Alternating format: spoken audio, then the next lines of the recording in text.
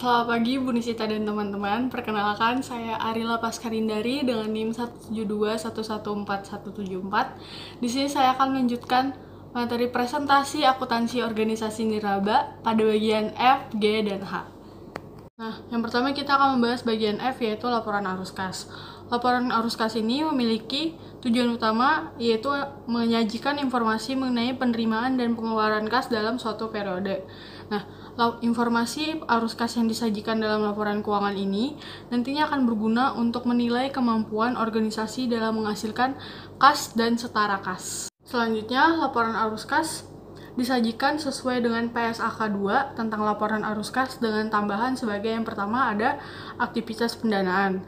Aktivitas pendanaan ini memiliki 3, yaitu adanya penerimaan kas dari penyumbang dan penggunanya dibatasi untuk jangka panjang.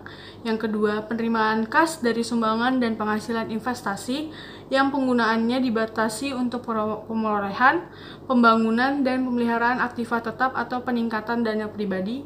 Dan yang ketiga, bunga dan dividen yang dibatasi penggunaannya untuk jangka panjang. Lalu, selain aktivitas pendanaan, ada juga pengungkapan informasi mengenai aktivitas investasi dan pendanaan non-kas, sumbangan berupa bangunan atau aktiva investasi. Selanjutnya adalah akuntansi yayasan.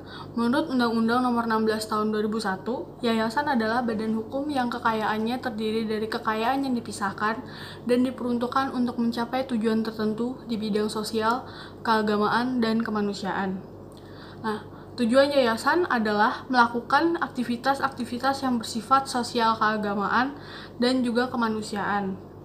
Selain itu, sumber pembiayaan yayasan ini berasal dari sejumlah kekayaan yang dipisahkan dalam bentuk uang atau barang dan juga bisa berasal dari sumbangan ataupun bantuan. Lalu, pola pertanggungjawaban yayasan terbagi menjadi 2 sifat, yaitu sifat vertikal dan juga horizontal. Pertanggungjawaban vertikal adalah pertanggungjawaban atas pengelolaan dana kepada otoritas yang lebih tinggi. Sedangkan pertanggungjawaban horizontal adalah pertanggungjawaban atas pengelolaan dana kepada masyarakat luas sebagai salah satu elemen penting dalam proses akuntabilitas publik. Menurut Undang-Undang Nomor 16 Tahun 2001, yayasan memiliki organ yang terdiri dari pembina, pengurus, dan juga pengawas. Pembina adalah organ yayasan yang memiliki kewenangan yang tidak diserahkan kepada pengurus dan pengawas. Misalnya, membuat keputusan tentang anggaran dasar, mengangkat dan menghentikan pengurus dan pengawas, dan lainnya. Sedangkan pengurus adalah organ yayasan yang melakukan kepengurusan yayasan dan mampu melakukan perbuatan hukum yang sekurang-kurangnya terdiri dari ketua, sekretaris, dan bendahara. Lalu, pengawas adalah organ yang bertugas untuk melakukan pengawasan serta memberikan nasihat kepada pengurus dan dalam melakukan kegiatan yayasan. Dan yayasan minimal memiliki 1 pengawas. Rencana anggaran yayasan ini bersifat terbuka, yaitu harus dipublikasikan kepada masyarakat agar masyarakat dapat mengkritik dan mendiskusikan rencana anggaran yayasan tersebut. Nah, seperti organisasi nirlaba yang lain, yayasan juga menyusun laporan keuangan sesuai dengan PSAK 45. Selanjutnya, tujuan laporan keuangan yang disusun oleh yayasan adalah untuk menyajikan informasi mengenai yang pertama, jumlah dan sifat aktiva, kewajiban serta aktiva bersih dalam suatu yayasan. Lalu yang kedua, pengaruh transaksi, peristiwa, dan situasi lainnya yang mengubah nilai serta sifat aktiva bersih. Lalu yang ketiga, jenis dan jumlah arus masuk dan arus keluar sumber daya selama satu periode dan hubungan di antara keduanya. Yang keempat, cara suatu yayasan mendapatkan dan membelanjakan kas, memperoleh pinjaman dan melunasi pinjaman, serta faktor lain yang berpengaruh terhadap likuiditasnya. Lalu yang terakhir adalah usaha jasa suatu yayasan. Lalu selanjutnya adalah akuntansi LSM atau akuntansi lembaga swadaya masyarakat. Nah, pengertian dari LSM sendiri adalah organisasi swasta yang kegiatannya adalah untuk membebaskan penderitaan, memajukan kepentingan kaum miskin, atau menangani pengembangan masyarakat. Nah, layaknya organisasi atau lembaga publik lainnya, organisasi LSM ini juga dalam operasionalisasinya berupaya untuk lebih efisien, memperhitungkan biaya ekonomi, dan juga biaya sosial, serta dampak negatif atas aktivitas yang dilakukannya. Nah, oleh karena itu, akuntansi LSM ini merupakan aktivitas yang tidak dapat dipisahkan dalam rangkaian pengelolaan kegiatan. Nah, selanjutnya adalah ciri-ciri LSM. Nah, LSM ini memiliki 7 ciri. Yang pertama adalah formal, yaitu secara organisasi bersifat permanen, serta mempunyai kantor dengan seperangkat aturan dan juga prosedur. Lalu yang kedua adalah swasta, di mana kelembagaan yang berada di luar atau terpisah dari pemerintah. Yang ketiga, tidak mencari keuntungan, di mana tidak memberikan keuntungan kepada direktur ataupun pengurus dari lembaga swadaya masyarakat tersebut. Yang keempat, menjalankan organisasinya sendiri dan tidak dikontrol oleh pihak luar. Lalu yang kelima, sukarela, yaitu menjalankan derajat kesukarelaan tertentu. Lalu yang keenam, non-religius, yaitu tidak mempromosikan ajaran agama. Dan yang terakhir adalah non-politik, di mana LSM tidak ikut dalam pencalonan di pemilu. Nah, penerapan akuntansi dalam LSM ini sedikit berbeda apabila dibandingkan dengan lembaga publik lainnya, seperti lembaga pendidikan, lembaga kesehatan, ataupun lainnya. Nah, hal ini dikarenakan lingkungan yang mempengaruhi LSM tersebut berbeda.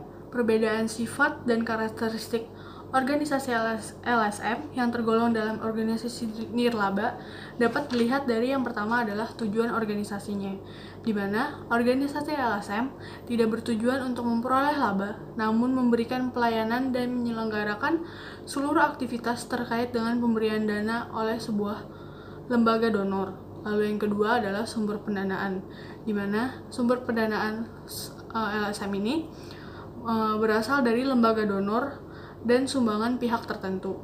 Selanjutnya yang ketiga adalah pola pertanggungjawaban.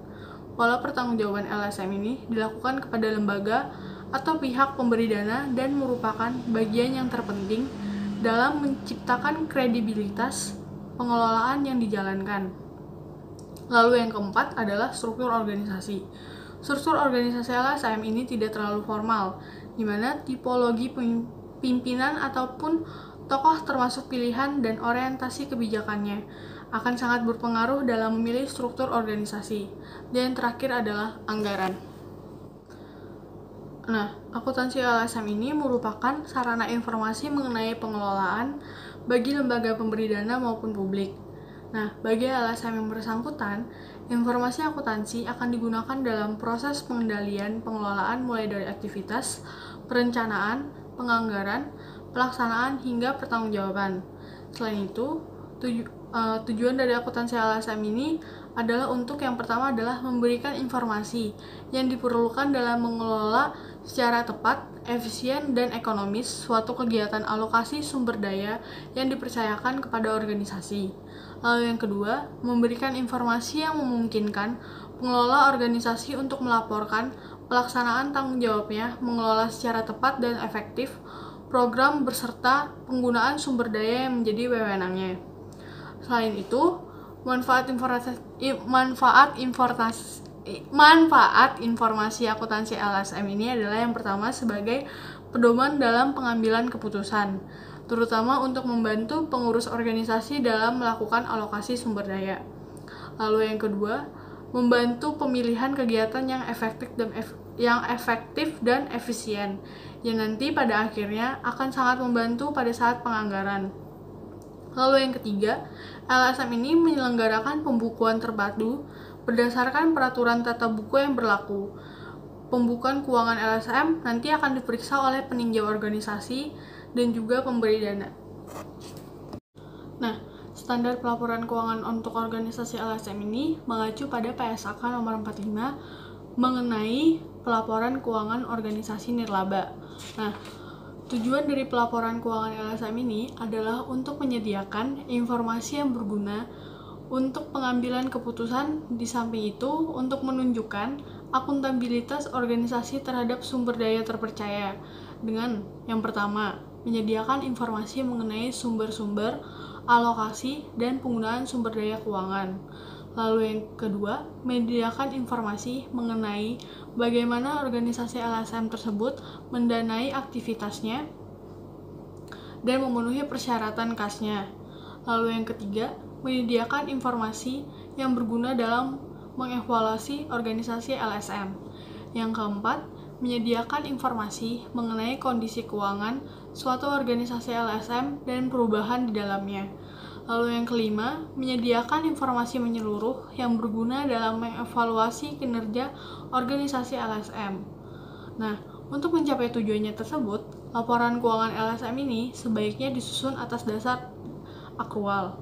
Nah, laporan keuangan LSM yang disusun atas dasar akrual akan memberikan informasi kepada pemakai tidak hanya transaksi masa lalu yang melibatkan penerimaan dan pembayaran kas, tetapi juga kewajiban pembayaran kas di masa depan serta sumber daya yang mempresentasikan kas yang akan diterima di masa depan. Nah, laporan keuangan yang dihasilkan untuk organisasi LSM sesuai dengan PSAK nomor 45 adalah laporan posisi keuangan, laporan aktivitas, laporan arus kas, dan catatan atas laporan keuangan. Sekian presentasi dari saya. Terima kasih.